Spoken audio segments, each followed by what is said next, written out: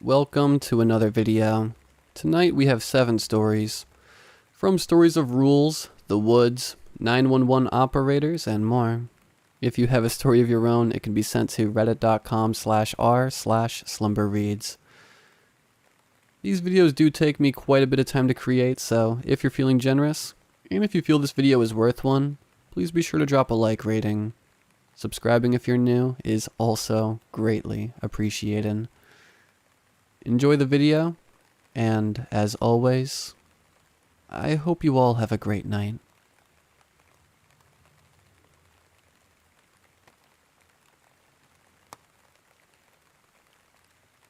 I'm writing this down as I hide in the bathroom. There's a horrible wolf thing and it's roaming around the library as I speak. Let's just start at the beginning. It was morning when I woke up. The sun was shining and everything around me was cheerful. Except me, of course. It was a Monday when I was making a bowl of my favorite cereal. I sat down and picked up my phone. I was scrolling through it when I saw a reminder. The reminder read, "Make sure you go to the library at 8:30 for a job interview." I completely forgot about my job. There was no more time for cereal. I had to go to my interview. I ran down the stairs in a hurry and opened the door. I was running so fast that I forgot it was still winter. I slipped on some ice and ran into my car. My face was hurting now when I reached for my nose. When I felt around, there was no sign of blood. I reached for my car door and opened it. I started my engine and booked it to the library. I was barely there in time. I opened the door to the library and sat inside. I saw a door that said manager and opened it. There was a person sitting at the desk. The manager, I suppose. He stood up and greeted me. "Good morning. Are you the new worker?" His voice was gruff. "Well, yes sir, I am. My name's Jacob." The manager waved me away. Yeah, my name's James. "So kid, you sure you want this job?" James looked serious now. "Well, yes, James, I need it." I hated how whiny my voice sounded, but James didn't notice. "Well, Jacob, are you good at following rules?" He looked at me, his eyes narrowing. I wasn't really, but it was a library. Wouldn't be too hard. "Yes, I am, sir." My voice cracked as I looked at James' narrowing eyes. "Good. Okay, Jacob, come back at 10:30. That is when your shift will start." I looked at him confused, but not daring to say a word. "Okay, sir. I'll be there." I was about to turn around when James spoke. "Wait, there's something I need to give you first." James gave me a piece of paper, and on it were rules. It was almost 10:30. I had to go to my job soon. I didn't even bother to read the rules. I looked at my watch as it said 10:25. I walked out of my house and into my car, the rules in my hand. I scoffed at how weird this was. Wouldn't the library be closed at this time? I looked at the list of rules and decided I would read them when I got to the library. A few minutes later, I saw the old library. It looked even worse at night. The cracked windows, the faded paint, and the brown grass surrounding the building. The library was always creepy. That's why I never went near it as a kid. But now I have a job in it. I opened the library doors and sat down at the front desk. I picked up the rules and looked at them laughing as I read them. Rule 1. If a customer comes in, give them whatever they want. They will usually ask for a red ribbon. If they ask you that, then look in the bottom left drawer and give them it. And if they ask for a book, sign it out like you would do with any customer. Rule 2. Never look into a customer's eyes. If you do, they will try and take yours. If you look into their eyes, you must get some water and pour it onto them. This will make them scream and disappear. I looked up as I heard a door open. It was a customer. I did the mistake of looking into his eyes. The customer's eyes were a deep red. There were no pupils or irises, only red. It screamed and lunged over the counter. "Give me your eyes." Its voice was hoarse as if never speaking in years. I looked around and found a water bottle. I grabbed it and opened the lid. I threw the bottle at the creature's face and it hissed. The creature's body began to smoke. The smell was horrible. All that was left of the creature was the smell. I ran back to the desk and read some more of the rules, but this time I believed them. Rule 3. If you hear a scraping sound coming from the manager's door, open it and say, "Sir, please stop." The scraping sound will stop. It won't return until the next day. Rule 4. If you hear a barking from outside, hide in any room and lock the door. If you make a sound, it will get you. The creature is blind and will leave the next morning. I sighed and looked at the books around me. I heard a door open and almost screamed. It was another customer. I looked at its feet and didn't look up. "Excuse me, sir. Can you give me a red ribbon?" Its voice sounded like a human's, but its feet had claws. It stood on 2 legs. It must have been about 6 feet tall. "Yes, of course." As my hand shook, I opened the bottom left drawer and got a red ribbon. I handed it to the thing and it gave me some coins. "Thank you, sir." It walked out of the room, its tail following. I heard a scraping from inside of the manager's room and stood up. I hate my job. I grumbled and opened the door. "Sir, please stop." The creature hissed and I heard footsteps retreat. That was when I heard a barking and the sound of glass breaking. I looked for the closest room and booked it. The thing must have heard me do it and ran towards me. I ran into the bathroom and locked the door behind me. I heard a growling followed by a bang. The creature was trying to get in. And this is where I must end my story. I knew I shouldn't have gotten this job. This job was a nightmare. My phone is about to die and I didn't read all of the rules. I will do nothing until it is morning. The manager said he would be back at 6. And that is 3 hours away. My job will be rough. It's 4 a.m. in the morning and the barking has stopped. I'm afraid to open the door. I should have got the rules list so I would know what to do. But now the boredom got a hold of me and I might open the door. I'm afraid that if the wolf creature is still there, it would get me. I looked under the door to see nothing there. I unlocked the door and opened it. There was nothing. No wolf creature. I was safe for now. I looked at the clock above the bathroom door to see it turn to 4:01 a.m.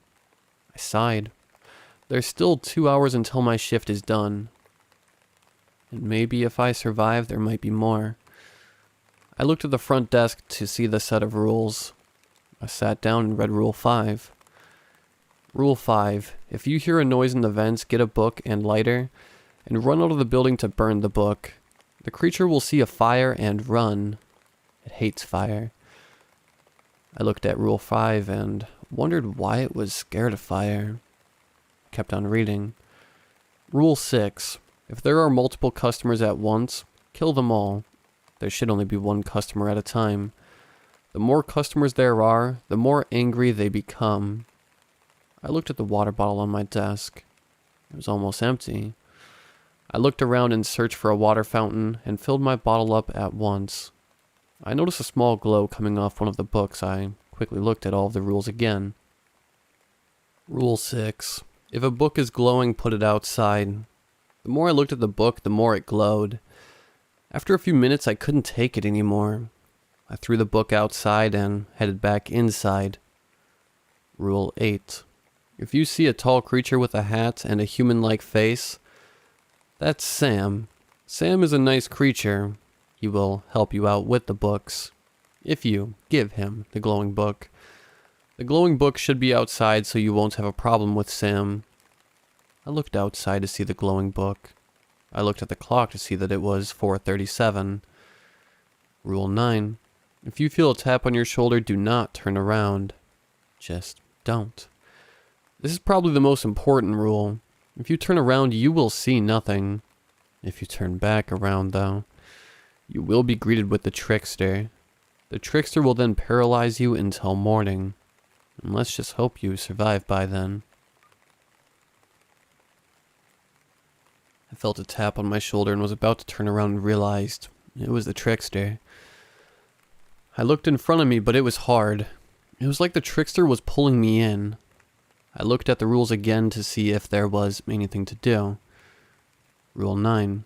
If you are visited by the trickster, then make sure you stand up and say, "Damn, I need a break." When you say this, walk to the restroom. The trickster should leave you alone for now. I looked at my feet and sighed. I stood up. Damn, my back's killing me. I need a break. I ran towards the restroom and closed the door. That was close. I sighed. This time I had the list of rules in my hand. Rule 10. If you hear laughter coming from outside, close your eyes until it stops. I looked at the clock.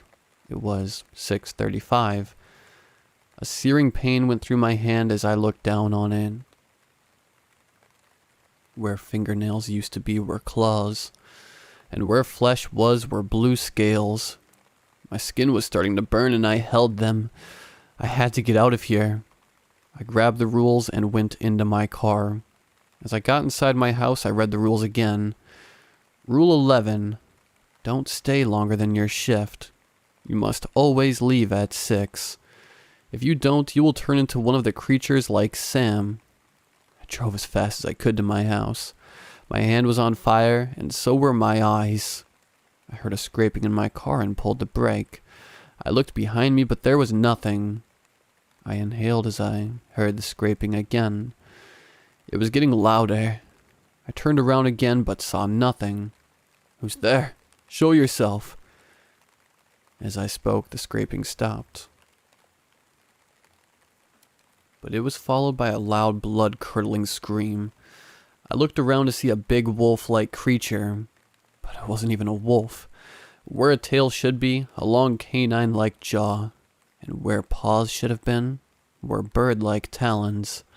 The face of the beast was like something you would have seen from The Thing, but this creature, it was real. I was frozen in fear. It came closer to me until finally it was right next to my car. Its words were slow and cold. Its eyes were almost lifeless. Its breathing was raspy.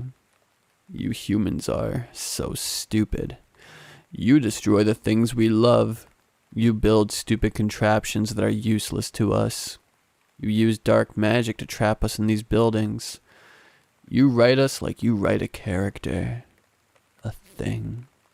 We used to live in peace, but you humans became filthy with greed. You are what plagues this world. After the thing stopped speaking, I gasped. What does it mean by trapped in buildings? I looked out my window again, but it was gone. All that was left was a single piece of paper. All that was written on it was, "You are different somehow. You listen, but you don't follow through with what you need to do. Human, if you want to live, then you need to help me. Destroy the library, and you will be fixed of any mistakes you have caused. Please, human, help us." It's hard to sleep, and seeing that your hand is scaly and blue, I decided not to sleep today, so everything sucked. I stood up. My body was sweaty and stiff, and slowly I walked to the bathroom. I needed to brush my teeth. I opened the wooden door and grabbed my toothbrush. I looked in the mirror and was horrified that one of my eyes was bright green. I looked at my other eye to see that it was still brown. Today will be interesting. I squirted some toothpaste on my toothbrush. Its minty scent making my mouth water. I brushed my yellow-tinted teeth and spat out the toothpaste. I looked at my phone to see it was almost 10:30 p.m. I went into my living room and grabbed my car keys and a list of rules. I looked at the list and realized that something was off. There was no seventh rule. I looked over and over again, not seeing the seventh rule. The hell? What if I break it? I'm so screwed. I grumbled under my breath. I was about to open my front door and realized that I needed gloves for my hands. I walked into my kitchen and opened a drawer. There was a pair of light gray gloves in it, along with toothpicks. I ran towards my front door and opened it. I slammed my car door shut and sped to the library. I almost ran into my manager, James. Jacob, what are you doing? I looked at James and gasped for breath. Sorry, I didn't want to be late. James looked at me confused, looked at his watch and croaked. Well, okay. Get in there before customers come. I opened the door to the library and realized I needed to ask James about Rule 7. I ran back outside and looked around. Wait, James. James wasn't anywhere to be seen. Then I remembered that my car was the only car there. I looked around and saw nothing but shadows. I shrugged it off and went back into the library. I looked over the rules again and spotted that where Rule 7 should be was pen ink crossing it out. All I could make out were Rule 7. Don't trust the person named J. There is no man. That was all I could make out. I looked at the 7th rule again. What did it mean by man? Was there a man here before? Probably, but why cross it out? Is the man a dangerous creature? I gasped as I heard laughter. I looked over the rules again and remembered Rule 10. I closed my eyes immediately. I could hear kids laughing, but it didn't really sound like laughing. It was mixed with sobbing and screaming. I opened my eyes a little and immediately the laughing got louder. Felt like my head was going to explode. My eyes closed and my ears started to bleed. But finally, what felt like hours, the screaming stopped. I opened my eyes as little light blobs ran across my vision. I closed my eyes again and shook my head. I slowly opened my eyes to hear a door open and a scuffle across the floor. Hello, human boy. Could I speak to the manager? I gulped. There were no rules about this. Then an idea struck me. Sure, ma'am. Just follow me. Grabbed my water bottle as I heard an arrogant hiss. I quickly turned around and sprayed the hideous creature. Its brown fur smoking and its red eyes melting all over its face. Then screeched at me. No, you idiot, I am trying to help you. I have read your rules for years, and Rule 7 is the most dangerous. It couldn't speak anymore as its throat got charred and cracked open.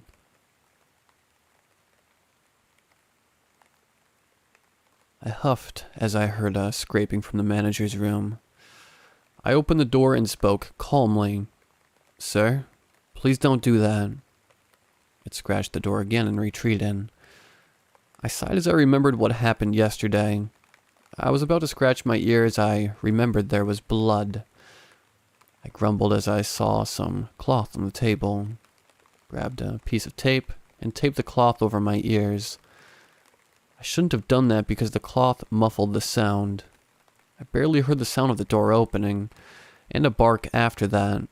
As I heard what sounded like barking, I booked it for the bathroom again. As I closed the door behind me, I heard the ripping of flesh and a screech that sounded like a customer. I grumbled as I took off my temporary bandage. Now I heard everything clearly. The barking stopped as I heard paw steps retreat, or what I thought were paws. I looked at my phone to realize that it was almost 6 a.m. I unlocked the door and headed towards the exit of the library, and I almost ran into James again. Whoa, Jacob, be careful. I stifled a sigh as I remembered Rule 7. No, wait, James. What's Rule 7? James' face went white and he stared at me. He took a breath to calm down. Nothing, Jacob. I made a mistake and crossed it out. I looked at him and wondered, why didn't you change Rule 8 to be Rule 7? James looked at me, his eyes narrowing. Like I said, Jacob, it's a mistake. Guys, I need help. I don't know why James is being suspicious. What should I do? I don't know who to trust. Oh, fuck. I just remembered yesterday. Is the wolf from yesterday the wolf from Rule 4? Guys, I really need your help. I feel like I'm going insane. And what does the wolf mean by trapped? It was walking right next to the door. And what is Rule 7? James is acting weird. Then again, I don't know who James is. Did James trap those things in the library? I was sitting outside of the library looking at it, wondering what to do. I had a couple of matches in my pocket just in case. I looked around as I heard a rustle in the bushes. A low growling came from it. I grabbed the knife in my pocket and stepped out of my truck. Who's there? My voice was hard and cold. I looked into the bush and noticed lifeless eyes staring down at me. Hello, human. You know what you must do. It was the wolf again. The creature from before. I don't know what you're talking about. I retorted, knowing what it wanted. You're lying to yourself, human. You always do, even when the answer is right in front of you. The creature croaked. Wait, what do you mean I lie to myself all the time? My voice cracked as I finished. Humans always lie. Even the person who trapped us here lied to you. The creature sounded sad. I looked at it confused. Wait, who imprisoned you? I looked at the creature as something began to laugh. The laughing became screaming. Close your eyes. I screamed and hoped the creature could hear me. I heard a breaking of bones as the laughing came to a halt. I opened my eyes to see the creature standing over a mangled corpse of what looked like a customer. What is that thing? The creature looked up at me and scoffed. They're from a different dimension, but trapped here, and in your world, it's called Rule 10. The creature finished. You sound like you hate the rules. Why's that? The creature looked at me. Its lifeless eyes narrowed in anger. You really don't know why I hate the rules? Its ears laid flat on its head. I hate the rules because they bound us to that place. They turn us into lifeless husks, rewriting our every move. The creature looked down at me and sighed. And I'm afraid that you're our only hope of escaping. I was about to speak when the creature began to quiver. Its eyes started to roll back into its head. It snapped its gaze to me and whimpered. Quick, human. If you want to live, go hide somewhere before it overtakes me. I did as the creature said and ran to hide inside a bush. I looked closely at the creature, and as I was watching, a loud bark came from it, followed by many more. The creature was Rule 4. If this creature was the thing from Rule 4, that means there are others like it. Why was the creature acting like this? Wasn't it in control earlier? Then it all hit me. The rules are what forced the creatures to stay here. The rules controlled the creatures. But why would anybody want to control them? I turned around as I heard a twig snap. The wolf was trying to find me. It was sniffing me out. I grabbed a rock and threw it in a different direction. The rock made a loud bang as it hit my car. The creature snapped its neck in the direction of my car and began to claw at it furiously. Then I heard it. The library door opening and closing. It was a customer. I looked at the wolf as it charged for the door. The door splintered into pieces as the wolf came charging in. It grabbed the customer and pulled it outside. It screamed as the wolf began to bite into the customer's arm. The customer wailed as the wolf went for the throat. The wolf ripped out the throat as the customer went limp. I turned away as the scent of copper came flooding into my nose. Familiar ringing came in my ears. "Human, are you there?" I turned around and looked at the wolf. The wolf looked around as it spoke. "Human, it's okay. After I killed the creature, I changed back." I sighed as I walked out of the bush. I looked at the sky to see that it was becoming dawn. So what happened? The wolf seemed to grow larger as it looked down on me. Like I keep saying, humans, the person who trapped us here bound us to the building and is controlling us with the rules. I looked up at the wolf. I was an idiot. I completely ignored the facts. I heard footsteps approaching. The wolf sniffed the air and ran into the woods. I noticed a dark figure standing outside of the woods, and as the sun began to rise, I saw that it was James. I was confused at what James was looking at. I turned around and saw that he was looking at where the wolf went. I waited until James was inside the building. I slowly walked out of the woods, careful not to make a sound. I didn't want James to see me coming from the woods because he was acting weird. I opened the door to my now very broken truck. I found my key and started my engine. James looked through the window and looked at my truck. He watched me as I left the library. I was going down my street as I heard a whisper. I turned my head and saw lifeless eyes. "Human, you must burn down the library before he has his grasp over this planet, too." I stepped on my brakes and fully turned around. "What do you mean, wolf?" The wolf narrowed its eyes and growled. "Foolish human. Why does it have to be you? Why do you have to be the one to save us?" I looked at the wolf, wondering why it couldn't burn the library. "Wolf, why can't you just do it?" It looked at me. "Well, human, since I'm bound to the library, I can't destroy it. And since you are not, you can." I looked up at the wolf's lifeless eyes. "And why should I trust you, wolf? How do I know the library is protecting us?" The wolf lashed its tail and barked. "Because, human, in a few days the witch will get more and more powerful until he has enough to control this planet. And if you don't want to be controlled, I think you might want to burn it down." The wolf was right. Whoever made the library was getting more powerful. I needed to stop them before they could control me. I drove to the library as fast as I could. I opened my door and slammed it shut. I saw a light flicker inside and saw James. I went into my pocket and grabbed my matches. The fire in my hands was bright. I threw the match at the wooden door and it began to burn. I went into the forest to grab some dead leaves. Anything that was dry, and burn it.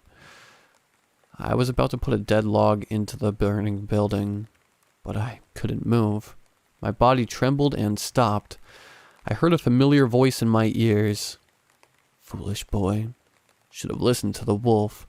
Soon I will have enough power to control everything. You shouldn't have listened to me. You shouldn't have got this job. You shouldn't have listened to Rule 7. Rule 7. Don't trust the person named James. There is no manager."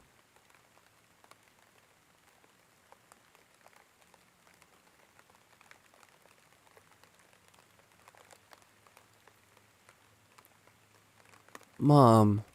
"Eric, no, you're 13. "But Mom, he helps me sleep." "Son, you're a teenager now. You don't need Mr. Ruffles to sleep anymore." It's the same old conversation again. Eric is sitting on the stairs in his pajamas, giving me the pout eye and the misty eyes, as mean old Mom tries to steal his beloved teddy from him. I've had this chat with him for the last 3 years worth of birthdays, but this time legitimately felt like he had outgrown his stuffed bear. Mr. Ruffles needed the break too. His soft white fur had grown matted and stiff from years of being buried into my son's loving arms. One of his beady black eyes is loose, dangling by a few small threads like a hypnotist's watch. The poor bear is almost hard to look at. Eric doesn't care, of course. He's been bedtime buddies with Mr. Ruffles for 10 years now. Why should the streak be stopped now? He stamped his foot against the wooden stair. Come on, Mom. It's my birthday. Can't I sleep with him tonight? The bear, who had been sitting on his lap, jostled from the sudden leg movement. I sighed. You said that last year, sweetheart. But it's true. Eric popped the bear into an embrace, hugging up against him while enhancing his pout. Just one more night, please. Eric. Kept my voice steady, holding out my hand. I know it's hard to let go, and I'm not trying to be mean, but you're too old for a stuffed animal. Doing my best to try and be the good cop, I gave him a sympathetic smile. Don't you think Mr. Ruffles could use a vacation? He shook his head. 13 years old and he's acting the exact same way as a kindergartner. I love him, he whined. Once again, I sighed. It had been a long, exhausting day. What with the birthday party and all, I didn't have the energy to continue to put up with Eric's childish problems. All right, I conceded. One more night, but after this, he's going to Goodwill. His smile is bittersweet. He hugged Mr. Ruffles even tighter, nodding as he scampered up the stairs. I waited for the bedroom door to close before returning to the kitchen, ready to deal with all the dishes smothered with frosting and ice cream residue. The knocking at the door woke me up. Groggily, I reached out to pluck my phone up from the nightstand. 2:20 in the morning was the last possible time I wanted to wake up like this. I let out a sleepy moan and rolled onto my other side, tucking my phone into my pocket and hoping that my problem would disappear. Didn't. Another series of knocks followed. Eric? I muttered, just loud enough for him to hear on the other side. Go away. Mom needs to go to work. The doorknob creaked, much to my dismay. I heard the hinges squeak as the bedroom door gave way to a thin column of golden light from the corridor. Unfortunately, it lined up almost directly with my eyes. Shielding my eyes from the unwelcome beam of light, I slowly sat up in bed. Eric, let me sleep. I repeated, this time more forcefully. I took a look over at the doorway.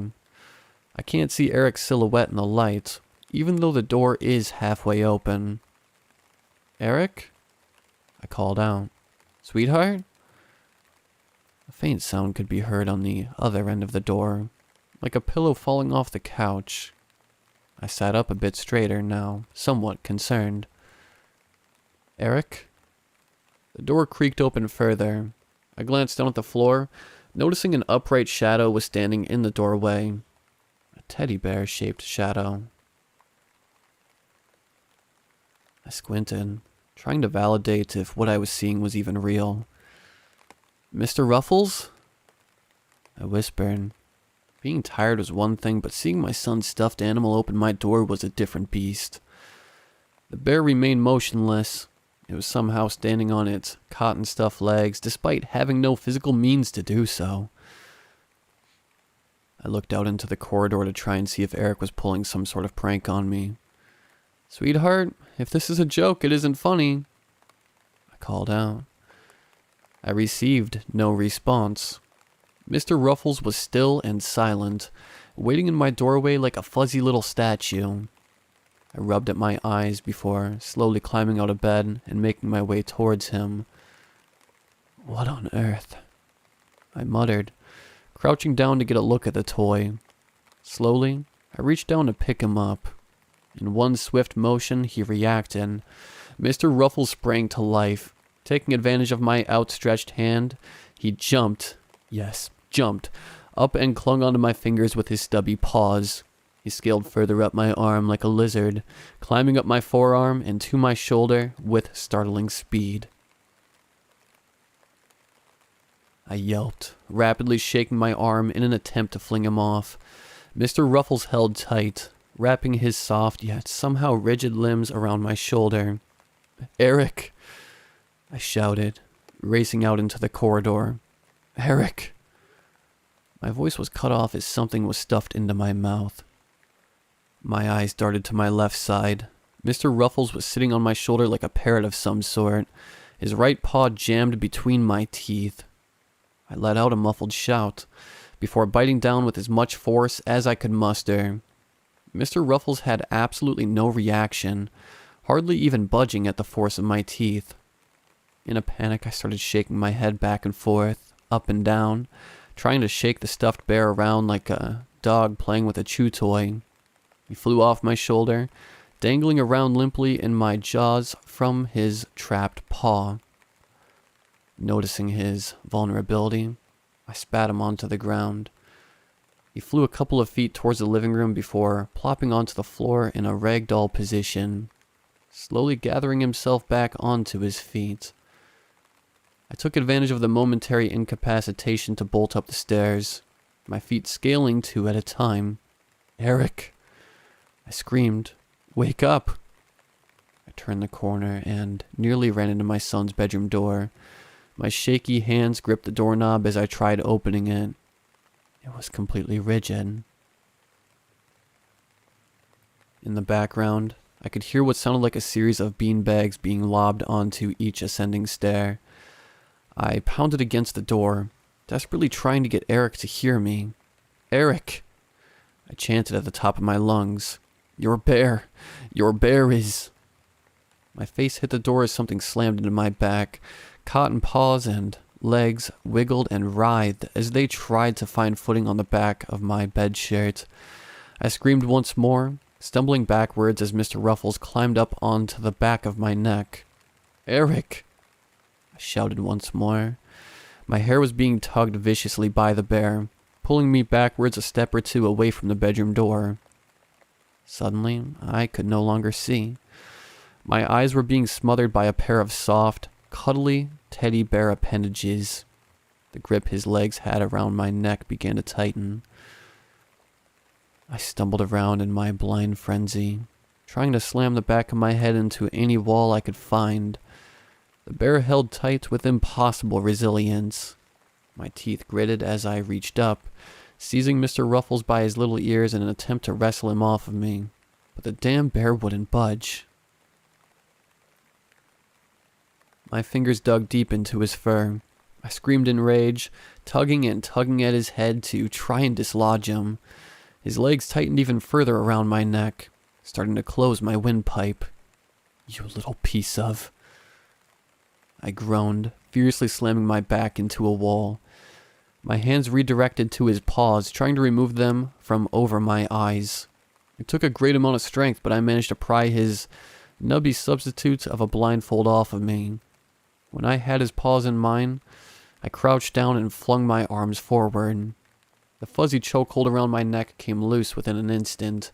I glanced up just in time to witness Mr. Ruffles sailing through the air, flying over the balcony and down to the hallway below, where he hit the floor with an unceremonious thud. I reacted without wasting a moment, bolting into the upstairs bathroom and slamming the door shut before locking it with lightning speed. The adrenaline was starting to wear off. I took a shaky seat on the toilet, trying to steady my breathing. My trembling fingers tweezed my phone out of the pocket of my pajama pants. I glanced down at the home screen's notifications. 2 voicemails from Eric at 11:23 p.m. and 2:16 a.m. With a quivering fingertip, I opened up the first missed message. "Hey, Mom."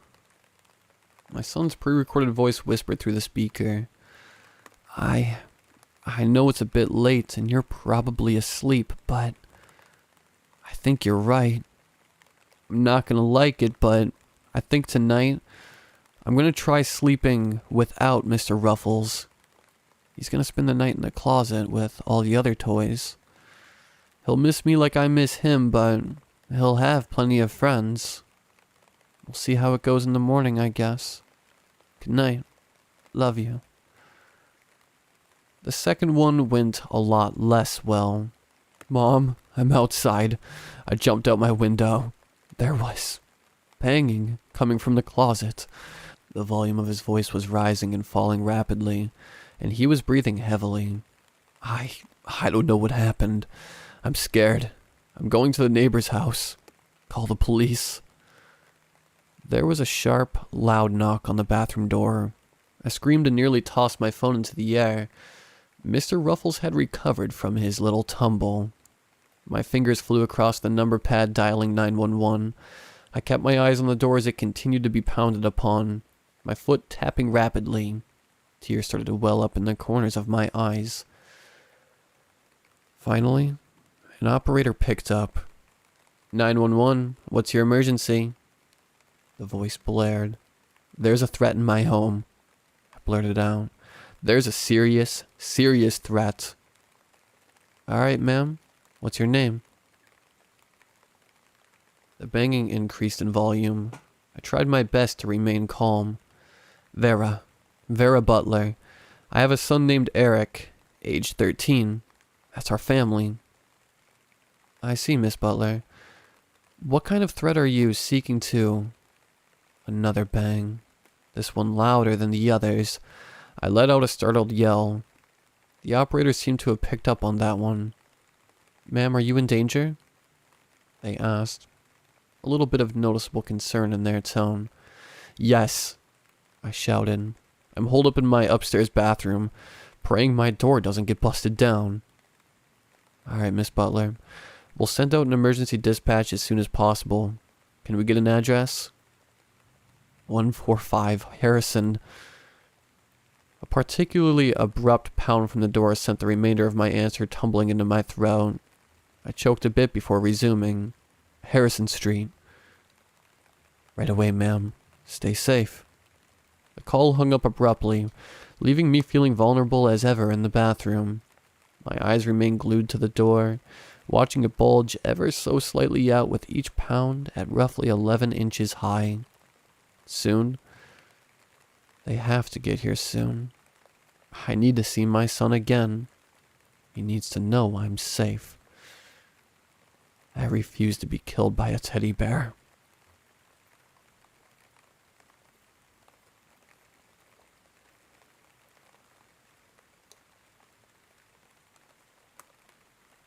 The one thing I love about being a reptile owner is getting to own all sorts of exotic and bizarre lizards. Snakes and so on from all across the globe. I bought my first one pack in high school, a female bearded dragon I had named Sue, loosely after the famous T-Rex on display at the Chicago Field Museum. Ever since, it has been my passion to own reptiles and amphibians. I've been collecting different species from various stores and suppliers for years now. Though not to gloat, I myself own a whole personal menagerie. 10 species of snakes, 15 species of lizards, 5 freshwater turtles, 20 species of tropical frogs, 14 species of salamanders and newts, and a sulcata tortoise. I had worked at several pet stores in my time owning reptiles, many of which sold threatened or even endangered species of reptiles, amphibians, mammals, and birds. Some of the species I saw were so rare, at times I questioned if it was even legal to sell them in the first place. However, the most recent store, the one I previously worked at, sells species that, had I not gotten the opportunity to see with my own eyes, I would have never believed. The information I'm about to disclose here may seem like wild fantasy, but damn it, people need to know about what I saw. It all began about 5 months ago when I had just finished relocating. It was quite the hassle to move all my animals to my new apartment, regardless of having several friends to help me with the move. Nonetheless, after dealing with all of that, I started looking for a new job. and one of the first results I came across was an exotic pet store. I knew right away that was my go-to. Within the course of a week, I had applied for a job position and was able to get the position I wanted, working in the reptile department. On the first day, I had walked into the store and was met with what was apparently the equivalent to a miniature zoo. Up front there was a large cage with fruit bats hanging from a perch in it. Next to the cage was a rope platform, and a small anteater hanging from those ropes. In addition to being surprised, I was admittedly impressed by the collection that the store had to offer. They sure are something, huh? I turned to see a casually dressed man standing to the left. It didn't take me long to realize that it was the store manager. "You the new guy?" he asked. "Yeah, that would be me," I replied. "My name's Josh. I was the one who applied for the reptile section." "I see. Y'all are in for quite a treat, Josh. Name's Keith, by the way."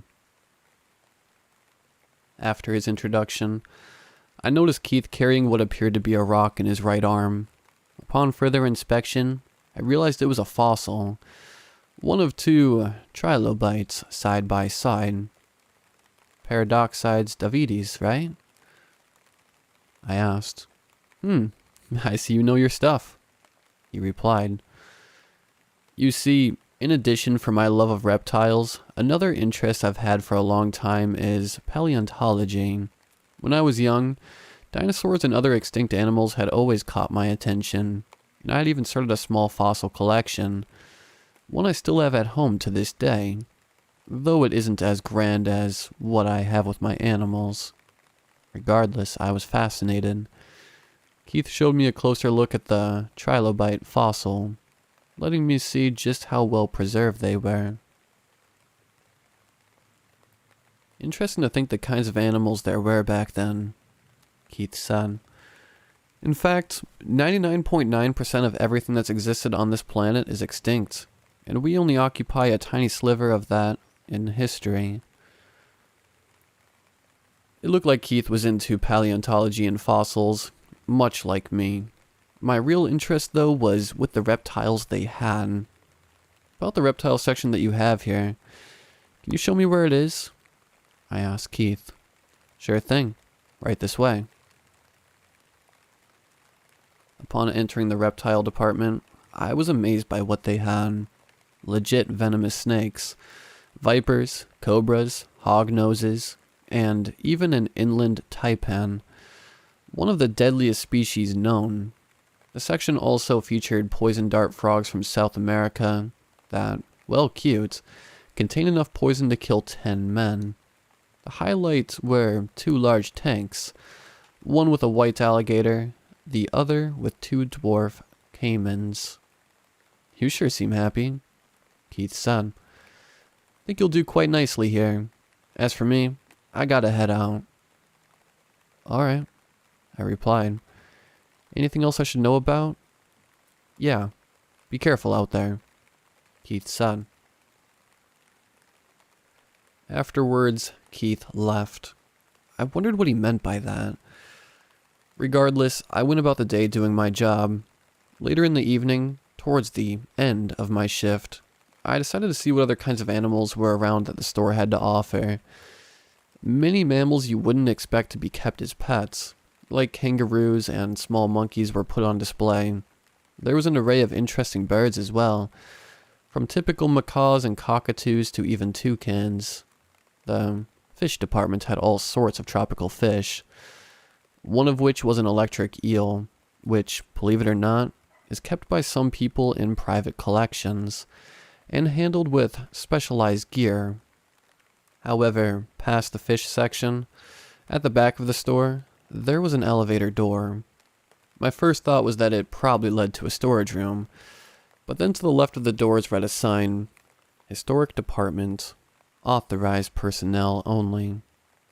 Historic Department? I spent a few minutes contemplating what it meant by a historic department. I wasn't sure if I myself was permitted to go down, but unable to put my finger on what it could be, I decided I might as well go find out and see for myself. I got into the elevator and selected the lower level. The ride down took several minutes, despite the destination being the only other floor in the building.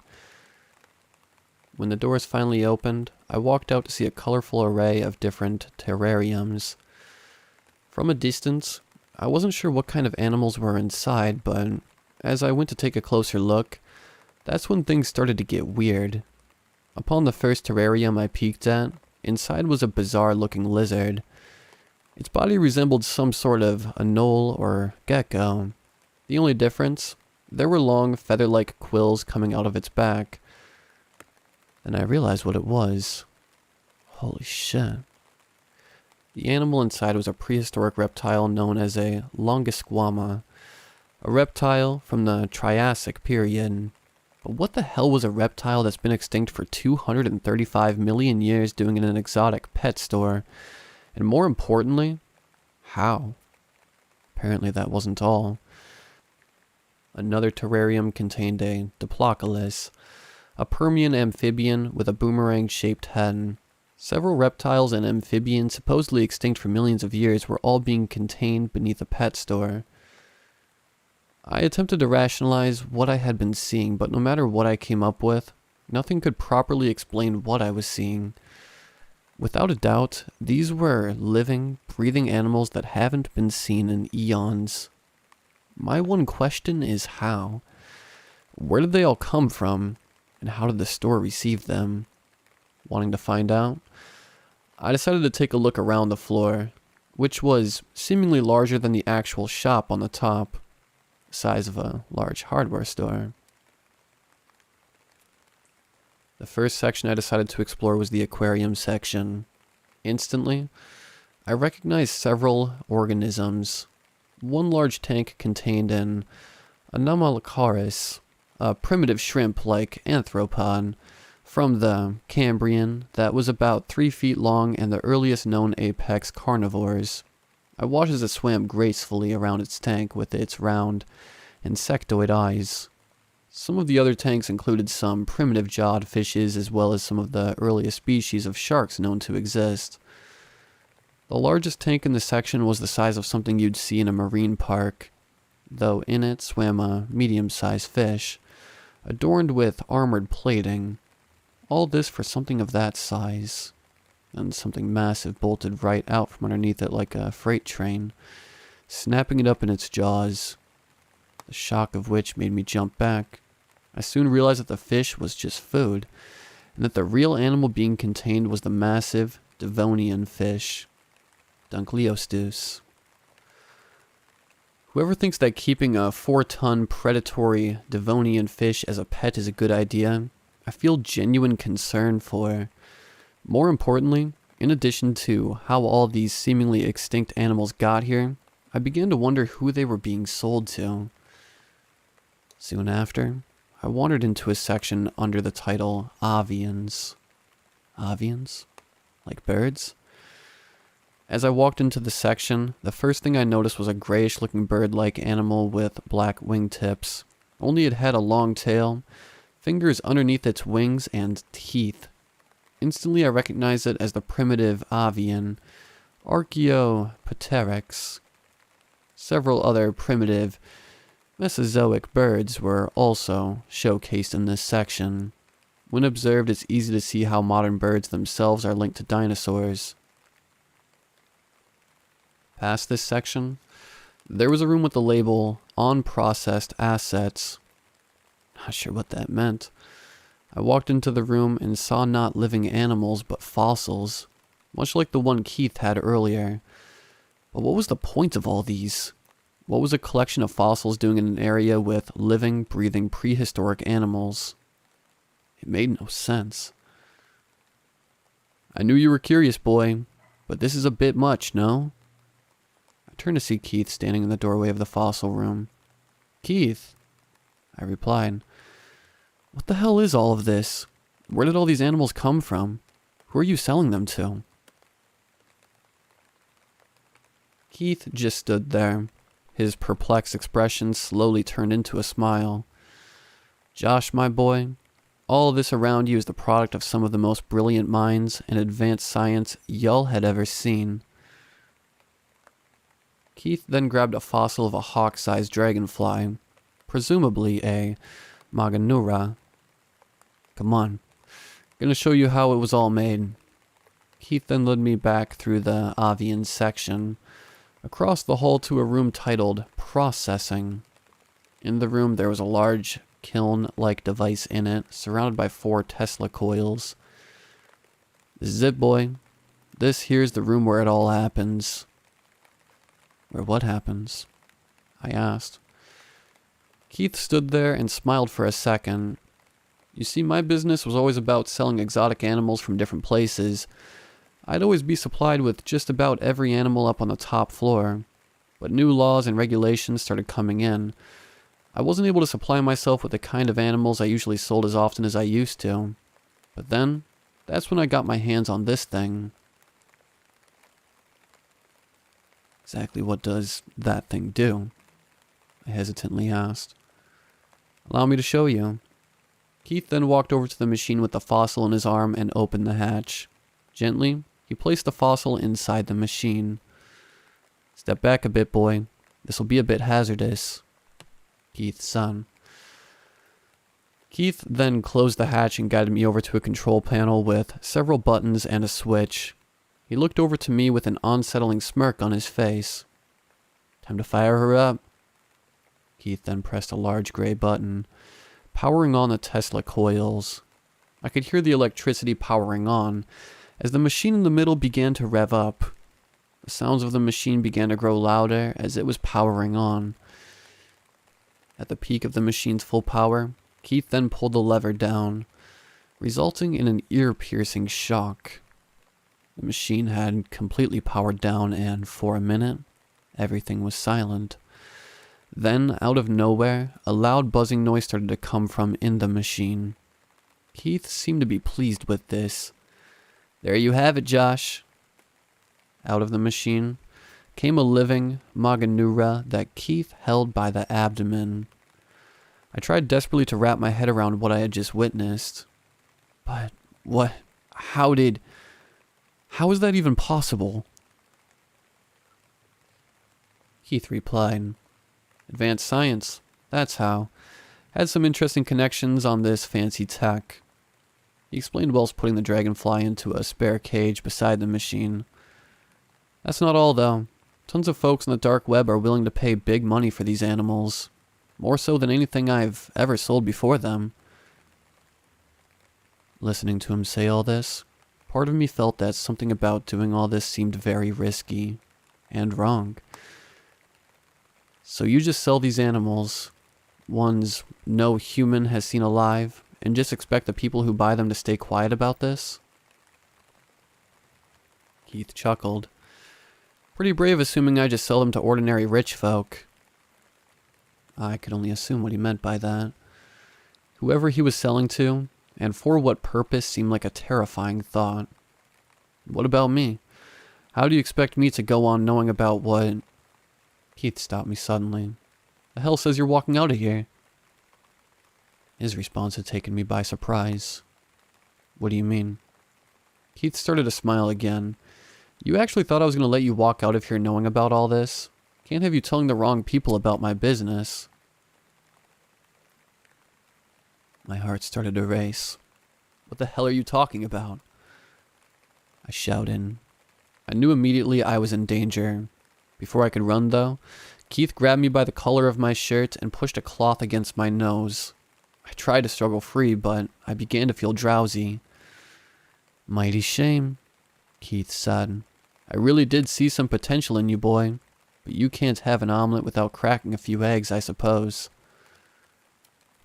As I lost consciousness, I lost my strength. Soon, I was out completely. When I woke up, I was slowly able to regain consciousness. Once I was fully conscious, though, I had noticed my hands and feet were tied up, and I was on my knees at the bottom of a deep rocky pit with a presumably deeper pool. Before I could do anything, a hand touched my shoulder. It was Keith. Easy now, Josh. Not much you can do at this point. I looked at Keith, angry and terrified. Why the fuck are you doing this? I asked. Keith replied, all this down here, nobody, save for yours truly, is supposed to know about. You think I just let normal employees walk around here? I was gonna do this the dirty way, but where's the fun in that? I figured I'd have Rebecca do it. Keith then shifted his attentions to the massive pit I was positioned at the edge of. It didn't take me long to figure out what he intended to do with me, as whatever was kept down there was massive. I do apologize, boy. I really hate to do this. Then again, it's just business. Keith then pushed me into the pit. As I fell down, though, I was able to get a hold of one of the sharp rocks on the walls of the pit. I was able to maintain a tight grip, and while doing so, I pulled the ropes binding my hands against some rocks to get it off. As I was doing it, this knocked some smaller rocks into the pool. Don't bother, Josh. You ain't leaving this place, Keith commented as I struggled. I ignored Keith as I continued to get my hands freed. As I was almost there, I looked down and noticed that the water was beginning to ripple. Out of the water rose two eyes with a jagged toothed snout below. I was able to finally get my hands free as I tightened my grip on the wall. When I looked down there, I was able to recognize the creature as the giant prehistoric crocodilian, Dinosuchus. How Keith was able to resurrect massive animals such as that and the Dankleosdeus from simple fossil remains was beyond me. But I was more concerned with escaping for my life. Despite my feet being tied up, it wasn't as tight as it was with my hands, and I started to climb up. I managed to loosen it more and more, and I was able to climb up more efficiently. The massive croc bellowed at the bottom of the pit, waiting for me to lose my grip and fall down into its hungry jaws. I started to climb faster, until I was 2 feet away from the top of the pit. But when I put my right hand on the edge, Keith was there with his foot raised. Y'all just don't know when to quit. His foot came down, but before he could knock me off, I grabbed the ledge with my left hand, moved my right, and used it to grab Keith's leg. I gripped it so hard that it sent Keith forward, falling down into the pit past me. When I finally got out of the pit, I heard the splash. I turned to see the croc with Keith in its jaws, violently thrashing him around. I then submerged with Keith, and the last thing I saw were bubbles floating to the surface of the water. Afterwards, I decided to make a break for it. I ran as fast as I could through the floor, first past the avian section, then the aquarium section past the bizarre-looking marine animals I saw. Finally, there was the elevator door. I bolted to it past the terrariums and called for the elevator. As soon as I was back on the first floor, I took a minute to get a hold of myself. I was well out of the job, well with the manager being dead and all. As I walked to the front of the store, I noticed it was nighttime. Seemed I was down there longer than I thought. I nervously walked out of the store and went home. A week later, I decided to relocate once more to find another job, once again going through the trouble of moving my reptiles and everything else. However, I've still wondered what became of everything I saw, of those supposedly extinct animals that Keith was raising from the dead. Keith may be gone, but he mentioned several things about having contacts with certain people. Still wondered just who those people are, as well as their reasons for purchasing those animals. What, if anything, do those people plan to do with them, and why? Regardless, the thought of it alone is quite unsettling when I think about it. Another thought I've been having is, how did Keith get that technology? Who did he get it from? And whoever made that tech? How? To this day, I'm still not certain, but I have a feeling that one day, the truth of it all will be revealed. For better, or for worse.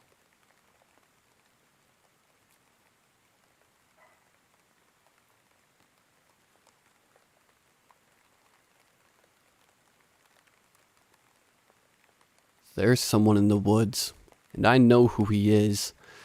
At least, I know who he's trying to be. I wait, standing parallel to my house's screen door, looking down the hill into the woods near my house, as I do every night. It's usually around 10 that I'm supposed to go to sleep, and almost always about 10:30 when I get back up. It's usually a long wait, but I don't want to miss the events if its schedule changes. I look at the clock from across the room. 12:30. Have to remain sharp, especially at this time. It's roughly 5 minutes later. I'm afraid to turn away to check the clock for a proper time. That I see a figure emerge from the woods. I narrow my eyes as I see my father, breathing haggardly as he walks up the steep hill from the woods to my house. "Hey, Mark," he says, clearly a bit out of breath from walking at the incline. "Who are you?" I ask, per routine. "Your dad, of course. My father's upstairs sleeping." I'm tempted to turn and point upstairs to accentuate, but I can't afford to look away. "Oh," the thing responds, dropping its out-of-breath act. I'm actually pretty sure they never get tired. I steel myself, expecting further prodding, but instead, it just turns around and slinks off into the forest. I watch it go down until its shadowy silhouette, less like my father the less I can see, becoming obscured in the forest. I check the clock. 12:40. A bit earlier than last time. I smile a little bit in my head. This time, the creature seemed to forget to blink. Little moments like that comfort me. The idea that if I fail and that creature replaces my father, it will have little cracks in its act to reveal itself to my family. Like the cracks in an egg would reveal a chick. I take a deep breath. It's going to be a long night, so I better get comfortable standing here. At around 5 a.m., the deep purple of night begins lightening to an enjoyable blue of the morning. Though I would consider it a stretch to call this morning. I decide that's enough, and make sure the screen door is locked. Oh, hell. It isn't. Once again. I don't usually check it at night because I don't want to risk the creature seeing that it is often unlocked. But I do check it in late evening, and make sure it's locked. What could be unlocking it? And only at night, too. I shrug it off, too tired to spend time investigating as I relock the screen door. I drag myself off to bed, hoping to glean precious minutes of slumber before I risk passing out on the floor. I don't want to have to explain that again. I'm awoken by my dad, my real dad, laughing in the kitchen as my mom makes breakfast. I look at the clock, 6:59, only a minute before my alarm was supposed to go off anyway. I groggily move in my bed, my body moving and feeling as if my room was filled with syrup. It's time to get ready for school. I move through the motions, neglecting to blink for fear of fading to unconsciousness. Brushing my teeth helps. The bristle scraping my gums makes it just a bit hard to pass out. God knows I don't do it for hygiene. I hastily rush through the rest of the routine. Waking at 7 already cuts me close to missing the bus and board my bus. My house is early in the route, so there aren't that many kids on it right now, making it easy to find an empty seat. I rub my left eye, which has been getting really watery since this all started, and sit down on one of the depressing gray seats on the bus. I try to sleep as I wait for the bus to arrive at my school and reflect on how this all started. It had been a Friday night, so my parents were a bit looser with my bedtime, and I decided to spend it watching TV in my house's living room. I started what I thought to be an episode for a show that seemed fun when it ran a lot longer than expected. I soon realized that I had actually begun a movie, and I decided to watch it to the end. I didn't have school tomorrow anyway. The movie was ending and midnight ending when I heard my dad calling for me. I looked outside to see him standing outside, right in front of the screen doors, with his hands at his hips, smiling. "Hey, Mark, want to let me in?" I was about to ask why he didn't let himself in when my phone went ding. I glanced at it, breaking eye contact with my dad to read the text. "Hey, kid, go to bed." It read, "Sent from my dad." The TV was probably keeping him awake, but if he was texting me, how was he outside? I turned back, and I could have sworn he was much closer to the screen than before. His smile, well unchanged, was infinitely more eerie. It dawned on me that this, whatever it was, knew my name. "Who are you?" I asked as I realized it seemingly wasn't breathing, its chest not moving. "Can't you recognize me?" he asked, his tone playful. It seemed almost mocking to me, made worse by how accurate the voice was. I sat there, petrified, the credits of my movie playing as I just stared at this creature as it feigned curiosity and worry about my inaction. I must have sat there for minutes when I heard my little sister coming down the hall, the creature snapping to face the sound of her footsteps, the sounds of which I'm sure must have been faint through the screen door. The creature glanced at me with annoyance, or perhaps contempt, before suddenly scurrying off into the woods, its movement suddenly rapid, jagged, and inhuman. I turned toward my sister, who was 2 years younger than me. "Hey, Marcy, did you see that?" "See what?" She rubbed her eyes, tired. "That guy outside. Please tell me you saw it." "I only saw you looking outside." "Oh," I responded, dejected, my nerves fried. "Why are you awake?" "The TV was loud, so you know what time it is." "Oh, sorry," I said, pretending to look at the clock. "I'll turn it off. You go back to bed, okay?" "Okay," she said with a yawn. "Aren't you gonna go to bed?" "Oh, yeah, sure, but I'm gonna wait here a bit longer first." That night was 5 months ago. Every single day since that night, that creature, pretending to be my dad, has shown up at roughly midnight, and I have met him to turn him away. This experience has been horrible for my health, but it's worth it to make sure my family is safe. I'm curious why my dad's the form they take, but I have a theory. Half a year ago, my dad donated blood at a festival. It was the standard fare. Nothing out of the ordinary, but the blood drive truck that my sister jokingly called a bloodmobile would mysteriously disappear. And I'm not crazy on this. The news talked about the sudden disappearance of the bloodmobile for a whole week after it happened. The working theory for a while was that it got into an accident, but they couldn't find it anywhere. So that truck, its contents, and its drivers are all considered missing, presumed dead by now. I think whatever it is that is masquerading as my dad is the same thing that took that truck, and is using his blood to mimic his appearance. I'm not sure how he knows my name, but I'm sure there must be some sort of explanation, right? My bus stops, jolting me from my reflections. Guess I didn't get to sleep after all. My school day is grueling. I try to sleep in every class, but only to get to do so during lunch. For the past couple months, my teachers have been chastising me for not caring about my future. They don't understand that my future isn't a real thing. How can I leave home when I'm the only thing that prevents the efforts of the creature from succeeding?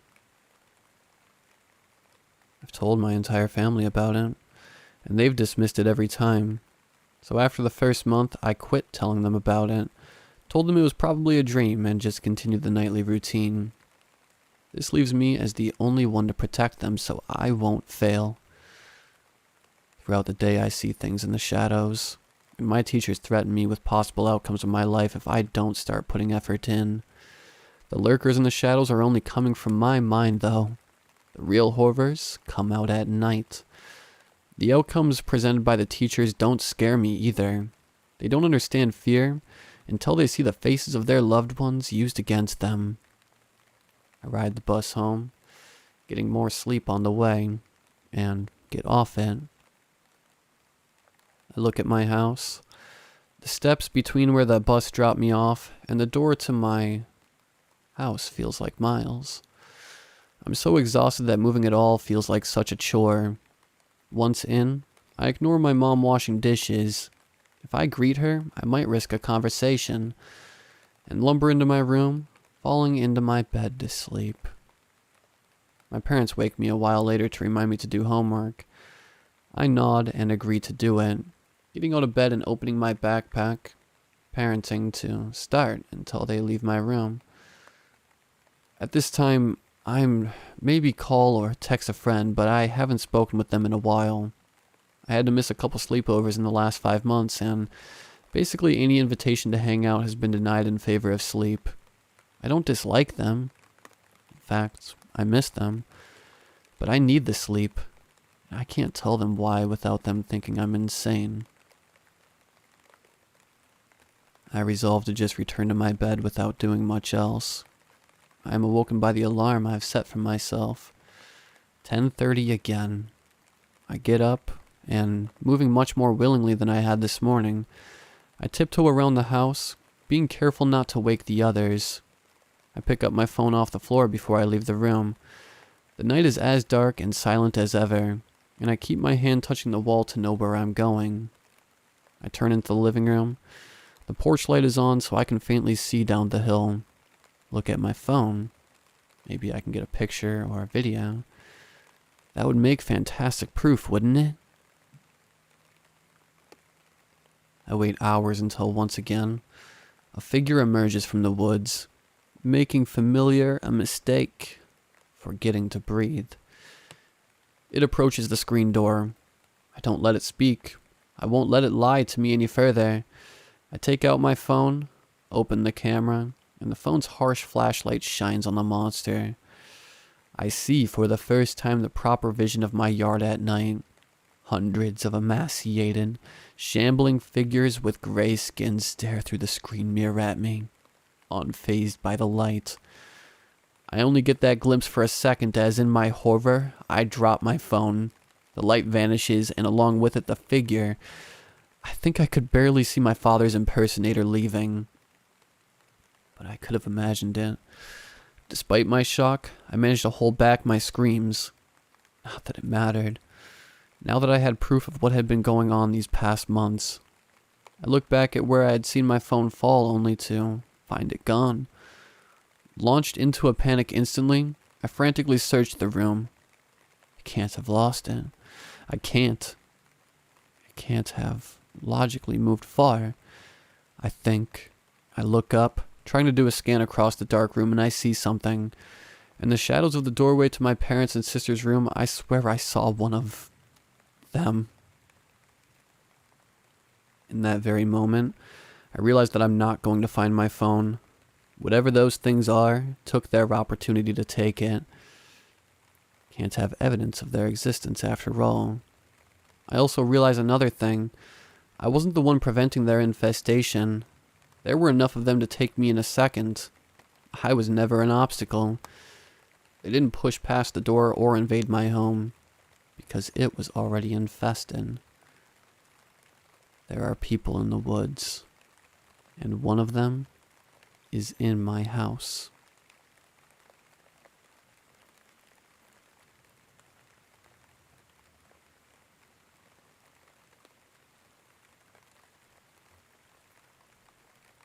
This is a story that my mom told to me. She heard this from a friend who claims that this happened to her. Being a 911 operator is not exactly the easiest job out there. The hours are long, the pay is mediocre, and you get to experience a lot of grim stuff. People calling in with their relatives dying in front of them. Car crashes and domestic abuse is a regular thing. In spite of all of this, I enjoyed working as one. I got to talk to a lot of people and we formed a tight bond at my workplace. So I stayed on for almost 20 years from my early 20s to my early 40s before switching careers. I have received countless calls over the years, but there is one that sticks with me to this day that gives me chills just talking about it. So here is my story. I had just started my shift that would go from 6 p.m. to 6 a.m.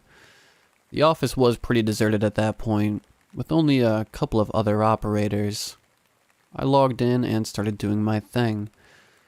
The first hour was pretty standard, nothing major happening, but then at around 7 p.m. a call comes in. I answer the phone. Me. 911, what's your emergency? No answer. I wait a couple of seconds before I speak up. Me. Hello, you've reached 911. How may I assist you? Him. Yes. Hi. A voice appeared on the other line.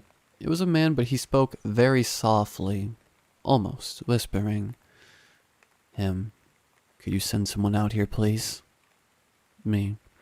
Sir, could you please speak a bit louder? Him. Yeah, of course, sorry. I need some assistance out here. I got his address. He had raised his voice, but it was still pretty quiet. He was calm, but I could tell that his breathing was uneven. I realized that he was probably whispering as he did not want to be heard by someone or something. Me. What do you need assistance with? I need to know so that I can send the proper help. Him. Well, there is a man in my living room. Me. A man? What is he doing? Nothing. He's just standing there, completely still. Has he said anything? No, not a word. I didn't even see him through the window when I came home. What does he look like? He's tall, slim build, almost too slim. He has a gray suit on with black shoes, light skin. What does his face look like? I don't know. His back is turned against me. Could you please send some help? I now realize just how scared this man was. He was trying to stay calm, but I could tell that he was trembling with fear. Assistance is on the way. It will take about 20 minutes. Stay on the phone with me and I'll help you, okay? Okay. When did you first notice him? About 10 minutes ago, maybe. I came home from work but did not see anything through the windows, as I said. Then when I walked in the living room, he was there. He did not react or anything. So where are you now? I'm in my hallway, in a chair. If I lean forward slightly, I can see into the living room and see him. I could feel it creeping up my spine. This was very odd. If it had been a burglar, he would have done something by now. Alright, I'm going to need you to do something. Could you please walk into the living room and try to take a look at his face? Or see if you get any response? Okay. Wait a minute. He put the phone down. This took place in the late 80s, so cell phones weren't a thing. Every house had a landline. I could hear some movement and then I heard his voice again. I tried to, but I couldn't see his face. It's hard to explain. Please hurry up. I heard the sound of a door opening. Him. Hang on. My wife just got home. I got to explain the situation to her. I heard hushed voices talking and I could hear that his wife started crying. Even I was scared now. This whole situation felt strange. After a while, he got back on the phone. Okay, we're both in the hallway now. She has also seen him and she knows the situation. Where are the police? They're on the way, I promise. Could I please talk to your wife? I heard some rustling and then a female voice. She also spoke in a quiet voice while trying to suppress her crying. Hello? Hi, I was wondering, could you please describe the man in your living room? Yes, he's very tall and slim, gray suit and black shoes. He is wearing shoes and getting them on our new carpet. Now, when people are in a state of panic or shock, they will often say stuff that appears to be very mundane and disconnected from the situation. It is a coping mechanism. She continued. I was at the gym, so I got home later than usual. When I parked in our driveway, I noticed that the desk lamp in the living room was all lit. I thought it was weird because that's my desk where I draw, and it's only lit when I'm drawing. But I did not see someone in the living room. Okay, and the man in your living room, he has not said anything? No, not a sound or a movement. All he has done is getting stains on our new carpet. Please send someone fast. She started crying again. I could see on my monitor that the police were only a couple of minutes away. The husband picked up the phone. Yes, hi, it's me again. Are the police close? Yes, only a couple of minutes now. I'm going to need one of you to go outside and meet the police so that they can assist you. No, we can't. We're too afraid. I can't leave my wife alone. As I said earlier, this call was through a landline, so they could not go outside and stay on the call. I think we'll manage for a couple of minutes before the... Wait, what? Suddenly he became silent. I tried to get his attention, but neither he or his wife made any noise.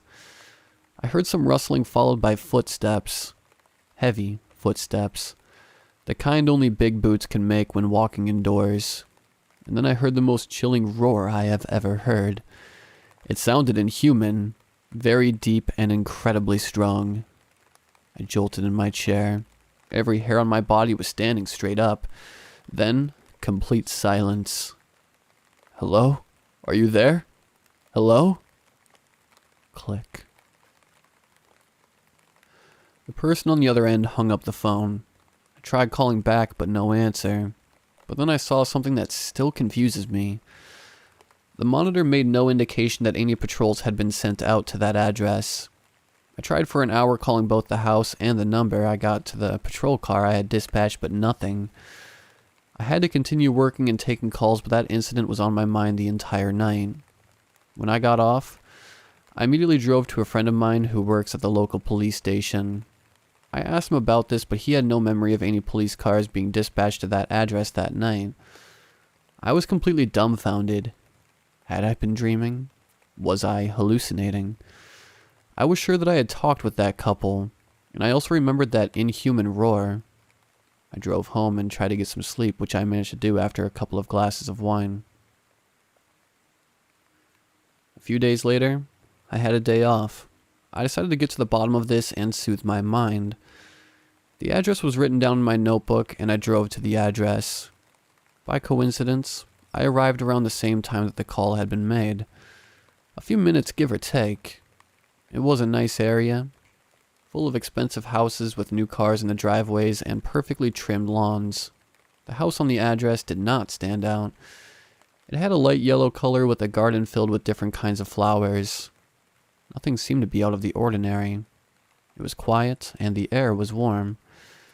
But then, I noticed something. In the window there was a light. It was a desk light, shining brightly. As I was staring at this, unsure of my next move, a car pulled into the driveway. It was a new BMW that parked. Out of the car came a woman looking the parts of an expensive car owner. I could smell the perfume from the curb I was standing on. The weird thing was that she did not seem to notice me at all. I was, after all, standing right in front of their house, looking straight at it. Most people would at least react to a stranger standing in front of your house. She started walking towards the house, but stopped after a few steps. I could see the confusion in her eyes, and then she spoke. Huh, that's weird. Why is my desk light on? I recognized the voice right away. It was the wife. I froze in place, unsure of what to do. The hairs on my arm stood straight up. The woman walked to the front door, opened it, and went inside. I stood in front of their house for maybe 10 minutes, staring intensely at the window with the desk light. Nothing. At last, I jumped in my car and drove away. I could not shake this feeling of complete fear. I never heard anything about that house or anything similar to it. I later moved away from that town and have never returned. It just makes me feel weird being there. It's been over 30 years, but I still remember it clear as day. The trembling voice of the husband, the wife crying, and that inhuman roar.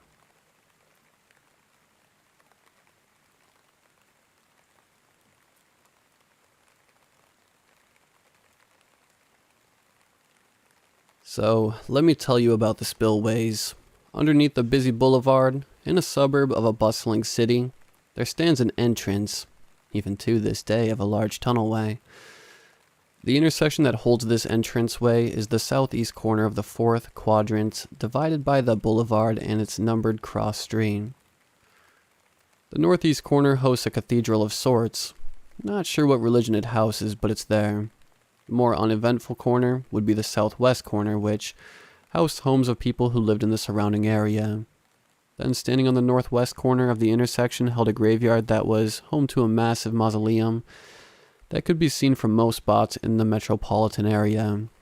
The spillways, the tunnels that dove beneath the bowels of the boulevard, seemed like one of those under a bridge tunnels that you could see the other side from the one end to the other.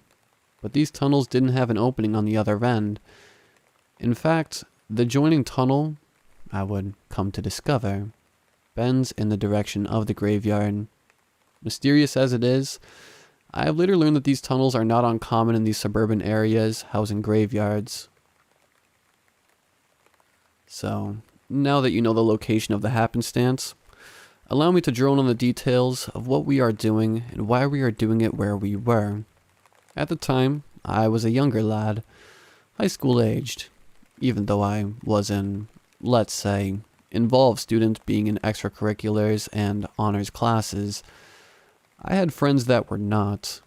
The high school I attended was only large enough to allow just under 1,000 students in its corridors. As such, many mingled in multiple cliché cliques that seemed to characterize groups at that age. Either way, from time to time I would meet up with some friends in the smokers area that every high school seems to have. Ours was called the North, which was alongside the northmost side of the northern parking lot. Admittedly, this was when the wacky tobacco was worming its way into my life. Nonetheless, my stoner friends and I would meet up in the North, set a plan, and slink off into the surrounding neighborhood, more than likely skipping class. At first, I was taken to the grass alley, which was only a block or two away and stood between the elongated block, the only one in the neighborhood, serving as a way for pedestrians to cut through the block unfazed by its enormous form. Although, it wasn't a very brilliant spot for a horde of teenagers to walk to, squat, and chill for a large period of time. Thus, we would usually move on quickly and wouldn't linger long, with teenage fear of being caught and parents being called.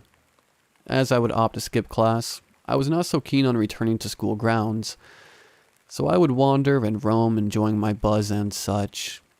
Later on, a friend, who also decided to skip class, was accompanying me when he mentioned a rumor about these secret tunnels called the Spillways that fellow stoners would use as smoking grounds.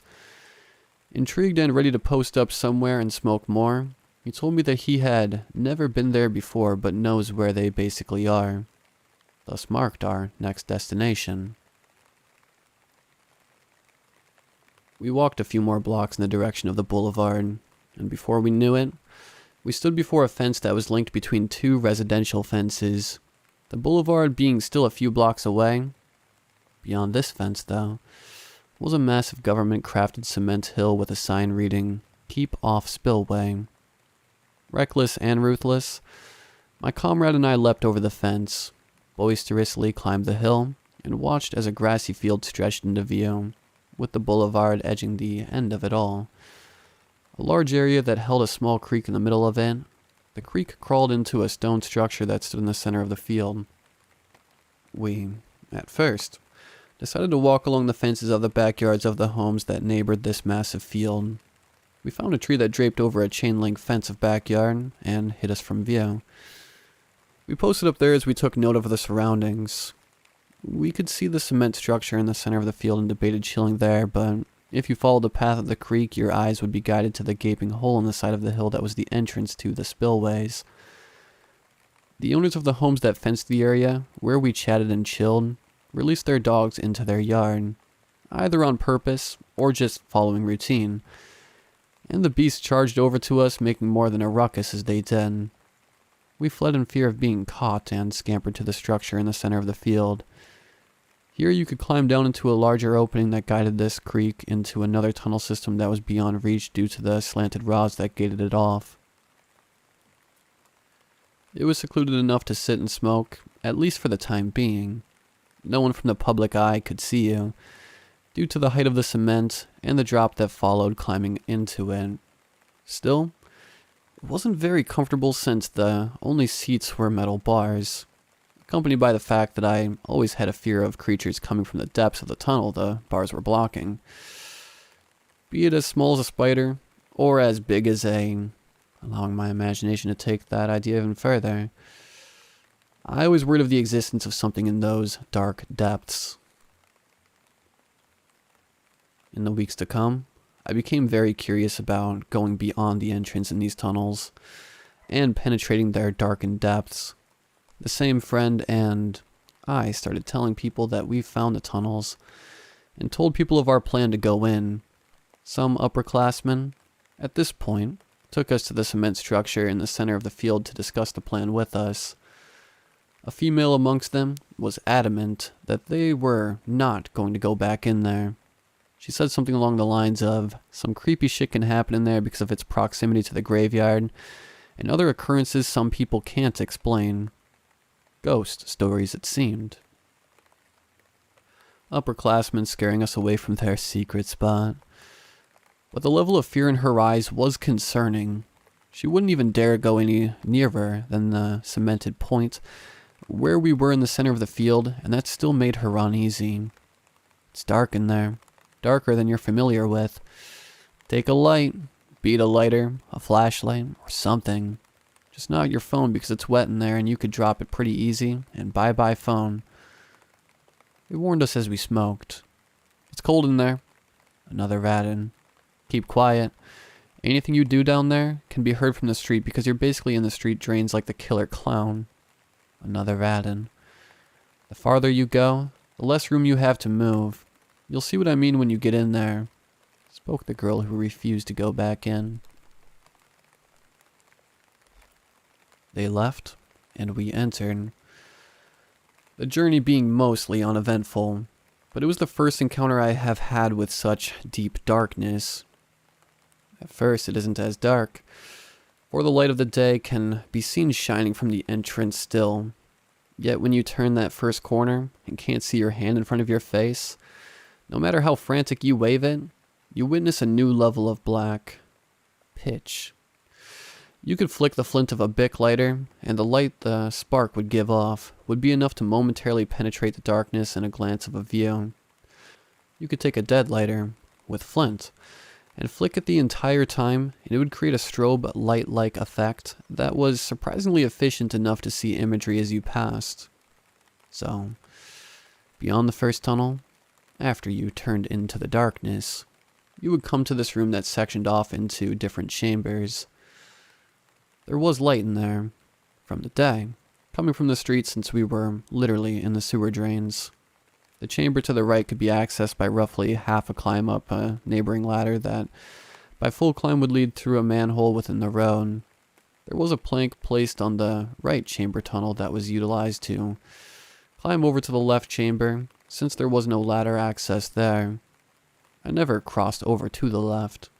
Upon further inspection of the wall opposite the entrance of the connecting area, you can find, by following the same ladder to the right, there is actually another smaller tunnel that is accessible upon this wall.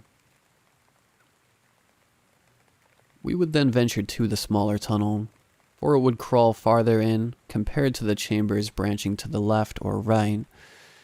Here, you couldn't stand straight up, as you could in any other tunnel or chamber I mentioned before. You had to crouch about half your height, performing a half crawl, half trot as you make your way along this tunnel. After what feels like a long distance, you come across a smaller tunnel to the left that leads to another chamber that is along another street, maybe the boulevard, but You would have to army crawl through the said tunnel to reach that chamber. Still, this mini tunnel was a source of daylight that you could use as a waypoint that you could also see glowing on the wall on the right. The first light, I called it. There was also another light like this some distance unknown to me. Further in, to the left, but before you got there, you can spot a pentagram painted on the wall to the right, if you have light. The remainder of the journey brought you to another connecting room that forks into a similar left-hand side and a right-hand side. The wall in front no longer had further access in the direction you had been voyaging in before entering this room. It merely held a ladder. The ladder would lead you to the left-hand tunnel that you could climb into with another army crawl type motion, or by full climb lead to a manhole on the road above. At least in this room you could stand up, and with a boost from a friend, you could get into the right-hand tunnel and crouch crawl further in. By the end of this tunnel, there is a metallic grate that opens up to the sky, and is such a pretty sight after being in such blinding darkness and small. Alas, there is no way up from there, and only another army crawl-sized tunnel before you. This would be the extent of our first adventure as well. Weird mapping and setup, I know, and not all of it will be relevant to the story at hand, but that is basically the extent of the tunnels I like to frequent. After our first delve into these depths, I became obsessed with the place. I would spend my school days smoking and venturing into these tunnels looking to find what secrets it held, no matter how dangerous. Sometimes I had people with me. Some had been there before without me, but for some it was their first time.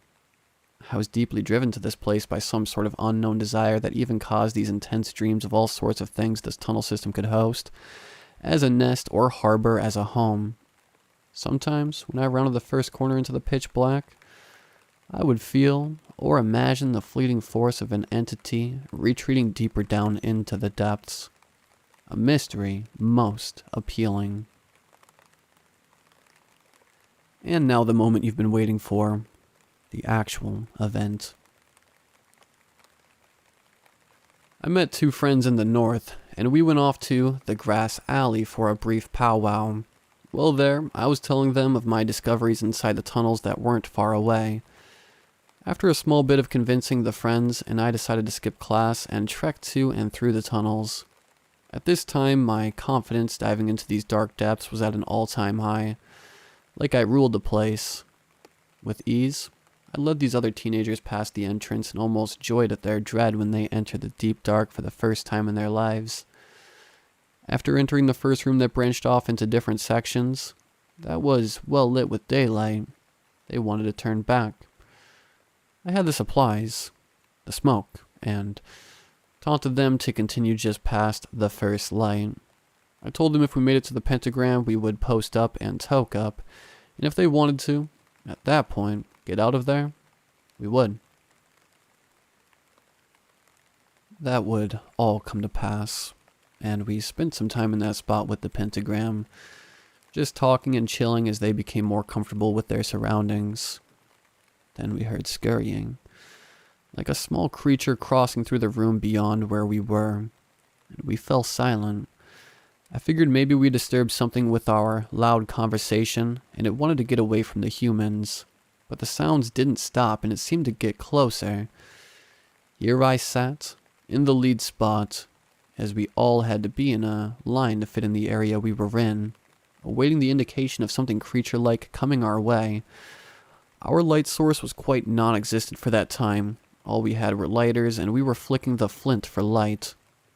None of us were flashing the flint to see, though, for that would be too loud as we were trying to listen intently. "Hello?" I yelled, hoping to frighten a small creature approaching, or if it was a person, alert them that we were in there as well. Nothing in return. Just the sound of the cars on the road above, and the scurrying stopped. Someone in my group asked, "What was that?" I told them that sometimes people come down here and perhaps they ventured farther than we did. They are hearing us and we are hearing them. "I think that's it, because I saw something move," said the other friend. They started chattering about how they could have seen something move in the dark that we were in, and protesting that they swear it was something. At that moment, the echo of their chatter seemed to be matched by another conversation occurring a distance down the tunnel.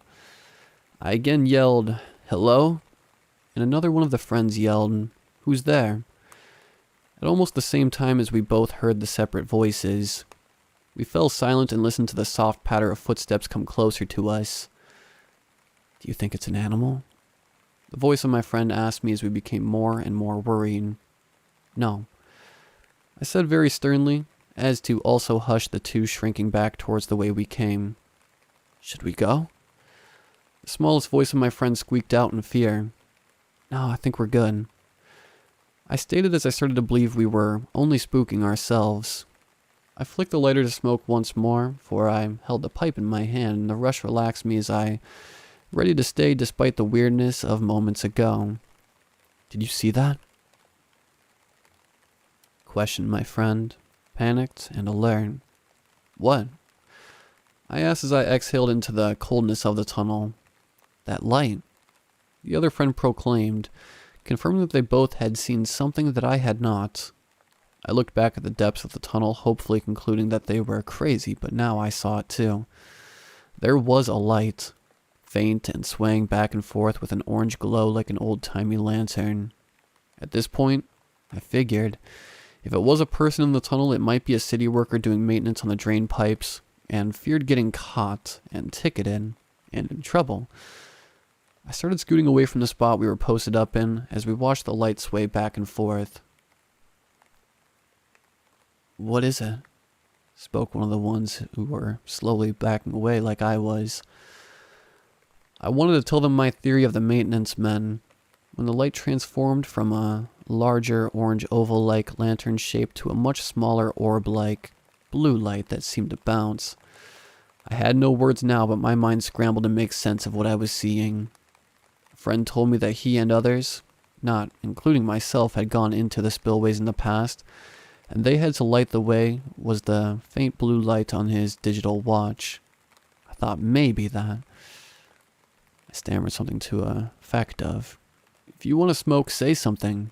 We got weed." That moment, I knew that we were witnessing wasn't human, maintenance worker or stoner or whoever.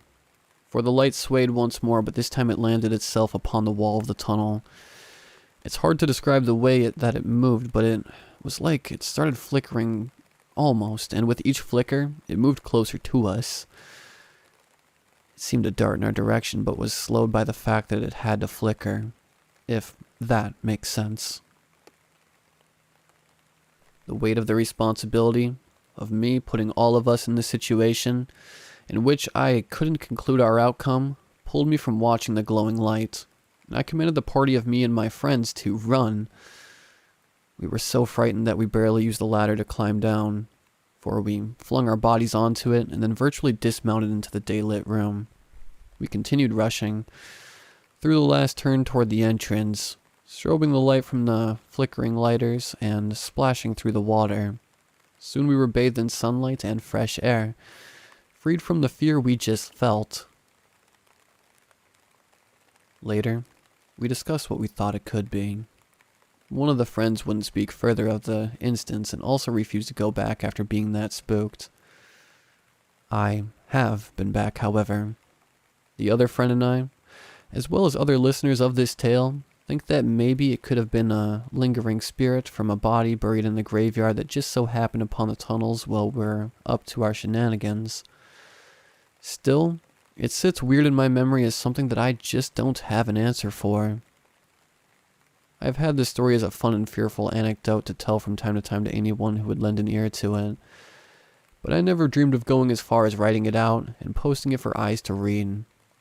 That is, until I heard other stories, spoken in existence of channels of YouTube, that tell of something similar. Sometimes it's a lantern, sometimes just a ball of light. But there is a motive to this phenomena. Sometimes it sways, sometimes it flickers, and most times it vanishes. Thus, I wanted to share mine with not only those who have seen the same circumstance, but to those who may never see it, or will perhaps come to see it one day.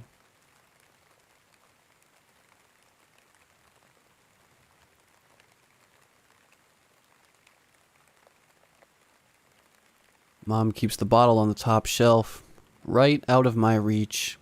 I know it's on purpose. I'm not stupid. I've watched the liquid get closer and closer to the bottom. We'll be out soon. These days, Mom's at 3 on and 21 off.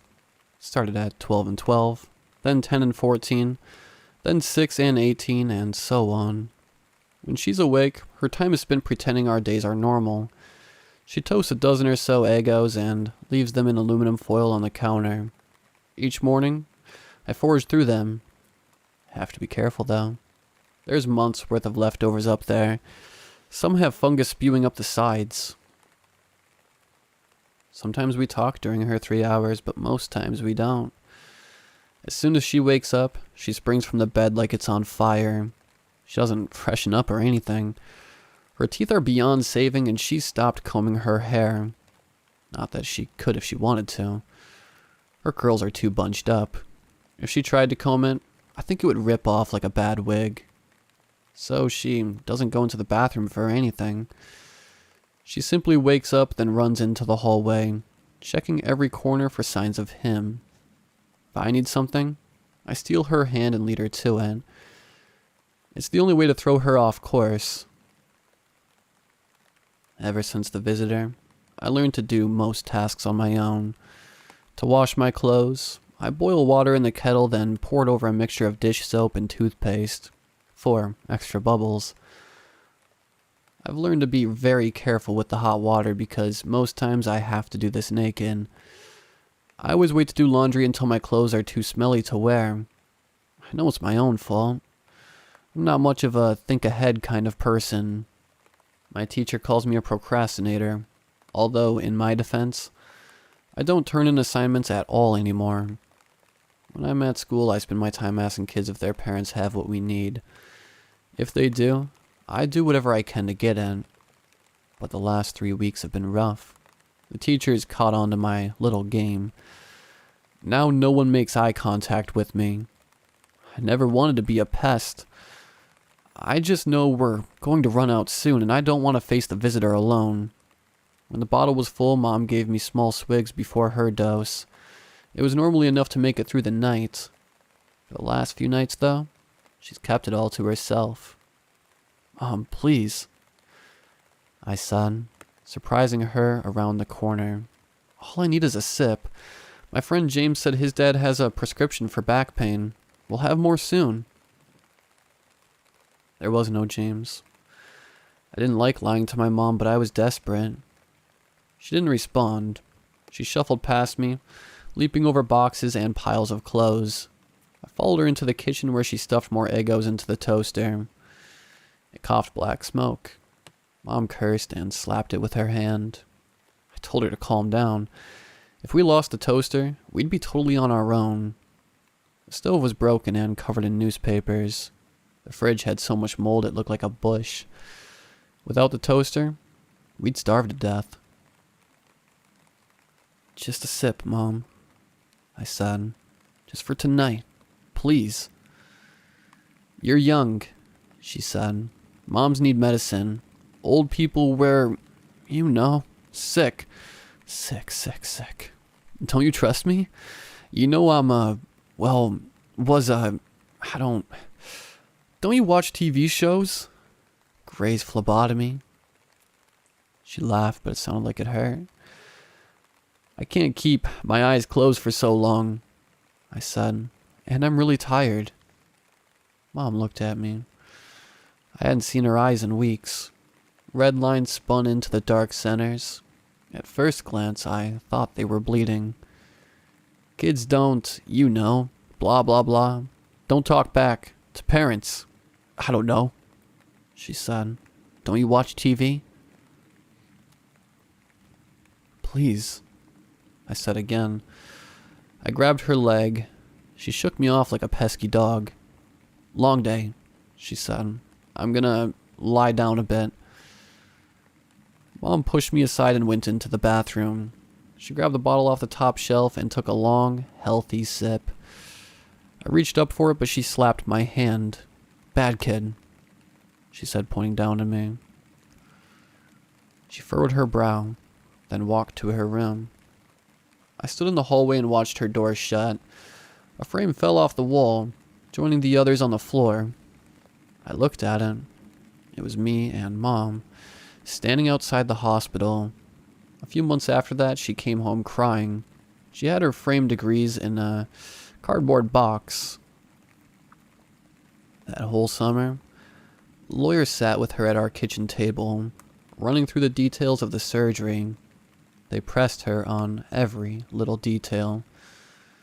How many pills did you take each night to sleep? Were you groggy in the morning of the operation? How was your mental state when the blade slipped? Why did you lie about the cause of death in the report? When the trial was over, she was acquitted. We went to the local diner and ordered cheeseburgers and milkshakes. She barely ate hers. She was in a funk, but I knew it would pass. At least, I thought it would. Then the visitor came. After Mom went into her room, I climbed in bed and closed my eyes. The sun was setting.